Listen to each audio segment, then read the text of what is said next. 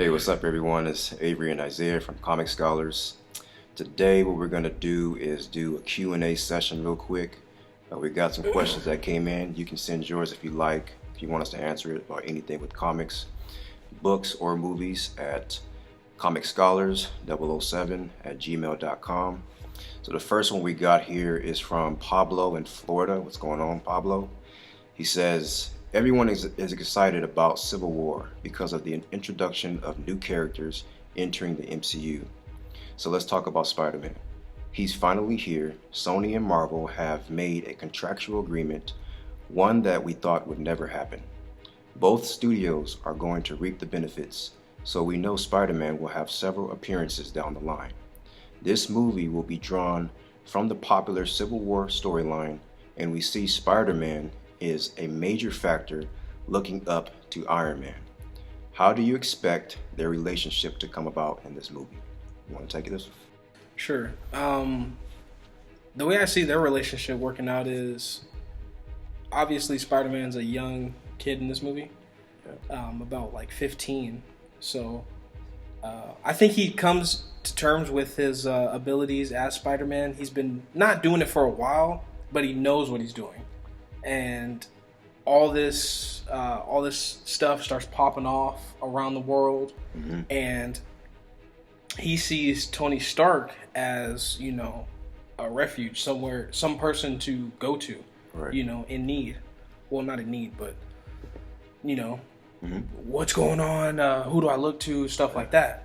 So that's where I see it kind of panning out. Obviously, in the comic book, he starts off as Team Iron Man, then he goes to Team Cap, but he's a little bit older, his family and stuff like that, and he also reveals his identity. Yeah. I don't think we'll see that at all because he's so young, and they're just not going to go that way. Well, this movie, it has to take a shift at some point, right?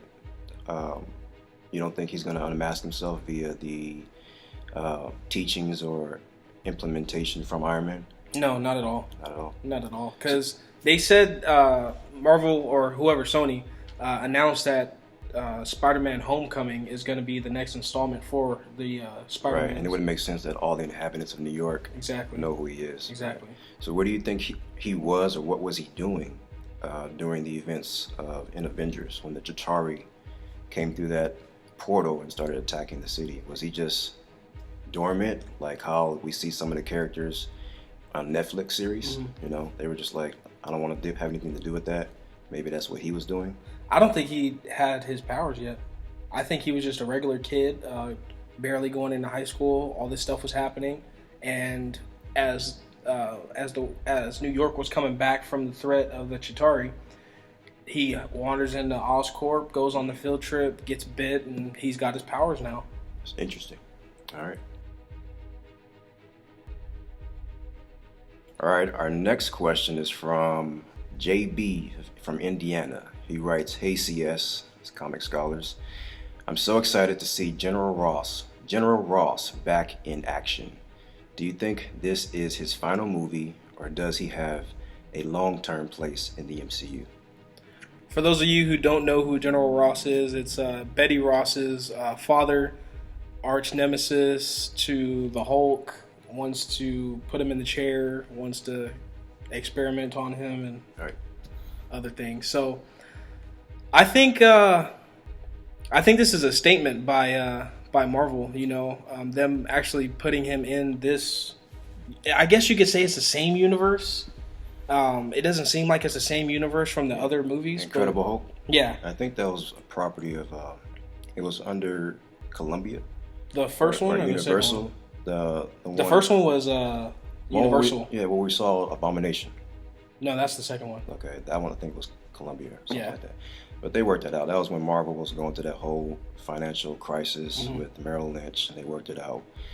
But yeah, you're right. Yeah. So basically what I see that's going to happen, or I hope that's going to happen, is for some reason he turns into the Red Hulk. He's going to fight the Hulk. Thanos comes down. You got Red Hulk, you got regular Hulk fighting Thanos. They get destroyed, but hey, we get a Red Hulk. Yeah. And I think that's kind of why we haven't seen any news for the Planet Hulk. I mean, how cool would it be if you move that movie aside, not get rid of it, just table it for now, and then you can have General Ross entering into Red Hulk, fighting Hulk. Yeah, that'd be. You got red versus green. That'd be dope. I think a good reason for introducing General Ross right now, it would kind of give us some background into his place in the MCU that we haven't seen, and I think that's kind of important into what we see for Black Panther as well. And it makes you think, out of all people to, invoke the, what was it called, the superhero registration act. Out of all people in the MCU, why just General Ross? Yeah. If you're not gonna use, Red Hulk, you could use somebody else. Yeah. And before I get into why I think Black Panther and General Ross is very synonymous as far as their motivation, I'm going to go into the next question. It's from Ryan in Los Angeles. He says, my favorite hero of Marvel Universe is Black Panther. It's mine too. Why do you think this character is even in this movie? That he's from another continent, Wakanda, Africa. And why is he Team Iron Man? Could he possibly want Captain America's shield because of the whole vibranium being their natural resource? I think with General Ross being gone all this time, he now has a place for having a part with this Superhero Registration Act, because we saw the Raft, that prison that's in, what is it, I believe, Rikers Island. It's in New York City. So we get a major introduction into all of these supervillains. And for people who don't know, in the comic, this is why Black Panther is introduced. I mean, he's with his teenage love, Storm, and all of the villains that they've put aside when they were growing up in Europe, basically, are placed into this prison. Little did they know that these villains have everything to do with this new Superhero Registration Act. They're affected by it. So that could be a reason why Black Panther is involved. He's probably teamed up with General Ross, talking about, hey, we may need you to persuade the other Avengers here in America. That could be it. Not only that, I mean, in Avengers 2, it trickled down over to Africa, with the big fight with Hulk and Hulkbuster and fighting that. I don't know if that was in Wakanda. I don't think it was in Wakanda. A neighboring state. Yeah, neighboring, and it affects them in a type of way. I mean, look how much vibranium they stumbled on with Claw. Ux's Claw, right? Yeah, exactly. All right, we got another question from Greg from Long Beach. What's going on, Greg? Let's see. His question is about Scarlet Witch and the Vision. If you recall, in Age of Ultron, right after Quicksilver dies, Vision rescues Scarlet before part of the continent tips over, and we get a hint of their relationship we see in the comics. What he's talking about is, in that scene before it tips over, Scarlet Witch kind of looks at him like, oh my God, I'm got some feelings for you, before he swoops her off her feet. So, and they also have kids in this comic as well. In the trailer, we see Scarlet using her powers that brings Vision to his knees. Do you think the Russo brothers, which are the directors for Civil War and Infinity War Part 1 and 2, will they have them entertain a love interest going into Infinity War? I think to a certain extent, because the question that is bugging me is, he's an android, but how much man is he? Yeah. I mean, that's kind of weird, and I don't think that would really translate well to the general audience. Yeah, the masses. They would be like, okay, that's weird. Yeah, I agree with you. I think they would have to completely get the X-Men rights. Yeah. To go with that, because I mean, you got to show that she didn't get her powers from the Age of Miracles, but she's an actual mutant, the daughter of Magneto, and that would translate easier with the crowd, I believe. But still, I mean, he's an android. Well, yeah, he's an android, and on top of that, well, she's just magic. That's how it happens in the comics, right? I guess so. She's still human, though, right? Yeah. That's going to be a weird one for the crowd. I don't think they'll tackle that in the series. I think only thing that makes sense, I don't mean to cut you off, but the thing that just connects and it just makes sense is she got saved, she's always counting on her. She would always count on her brother. Right, and she was emotional at the time. To be there for her, you know, a type of savior. You know, he's always got my back, but hey, my brother's dead. This guy comes out of nowhere. He saves me. I could look to him for, you know, to have my back now, you know, in place of my brother. So that's the only thing I see. Right. Now, they're on opposing sides, right? Mm-hmm. Scarlet Witch is on Team Caps, and Vision is on Iron Man. Yep. Wow. So he's basically got his Jarvis back. So. All right, our last question is from Janice. It has everything to do with Thanos and the Infinity Stones. Our last sighting of Thanos was during the end credit scene of Age of Ultron as he retrieves the empty Infinity Gauntlet in the vault from Asgard, which Loki had everything to do with. No, that was... Loki was masked as Odin, right? Yeah, he was masked as Odin. Yeah, let me finish the question. And we also see him in Guardians of the Galaxy. In order for Infinity War to happen, Thanos must obtain all of the Infinity Stones. They coincide with one another. The problem for Thanos is that the Mind Stone, which was derived from Loki's staff, is now a part of the Vision. Will Vision die in Civil War, freeing up the Mind Stone? It's a pretty good question. What do you think? I don't think he'll die. I think it'll render his powers not as strong as he, you know, would be. But at the same time, Adam Warlock, he actually lives inside the Mind Gem, I think, or he lives inside of the Soul Gem. He lives inside of the Soul Gem, but you got to remember with the movies, the cinematic universe, they're completely changing the names of it and their purpose, their function. Here's my opinion. I think maybe not Civil War, but at some point he's gonna lose that gem. We saw the cocoon for Adam Warlock that's in Guardians of the Galaxy. It's currently with the Collector. Eventually that cocoon is gonna open up, and just like in the comics, Adam Warlock, he wields the Soul Gem, but in the cinematic universe, it's the Mind Gem, right?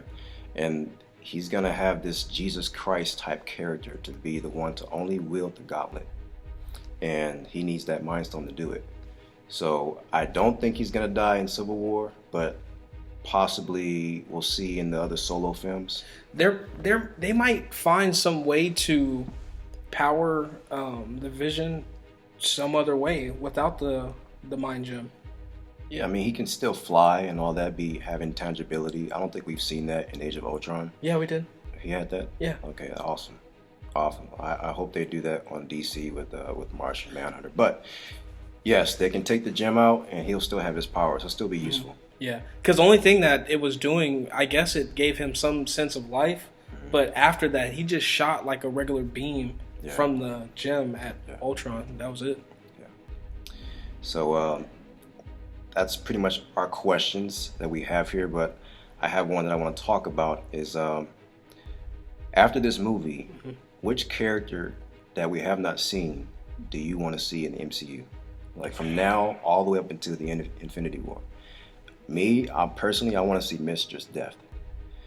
I mean, they talked about her in the end credit scene of the first Avengers, that the Chitauri leader was saying, we need to court death. And Thanos turns around and smiles like, that's my boo. And in the comics, that's his love interest. That is why he's doing this. So it would make sense that we see Thanos' motivation for Infinity War Part 1 and 2. Yeah, that would be nice, you know, because at the end of the day, it's...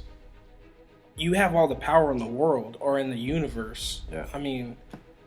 and he's already powerful without the gauntlet. Exactly, and you get pretty bored. I mean, I guess you want to do it for somebody, and that's way more interesting than, oh, I conquered everything. I can make anything. Okay, but who do you have that to share with? Exactly. So it's not that I want to see... obviously, I want to see everybody. You know, hopefully we can get X-Men to come over. We can get Fantastic Four to come over. They're coming. But I just want to see everybody on the screen, and I want to see just hell on earth. Because the Russo brothers, they said that they got about 68 characters that's coming up in Infinity War. Yeah. And I mean, that's everybody we've seen so far and some. I think the Netflix series characters are going to come over. Why I say that is because Luke Cage has a lot to do with General Ross at the Raft. that prison. He could come in there. He could have a little cameo to him. We don't know, but that would be awesome. I mean, that adds to the number of 68 characters. Yeah. So I just want, and I know Marvel will do it.